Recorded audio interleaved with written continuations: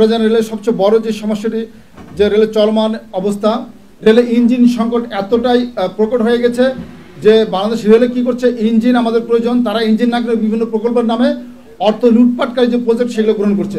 অথচ রেলের সবচেয়ে বেশি প্রয়োজন এখন ইঞ্জিন, কোচ এবং রেল লাইন সংস্কার। কারণ ইঞ্জিন, কোচ এবং রেল লাইন যদি ঠিক থাকে তাহলে রেলের উন্নয়ন হবে, রেলের কর্মচারীরা বাঁচবে এবং দেশের অর্থ অপচয় কমে আসবে।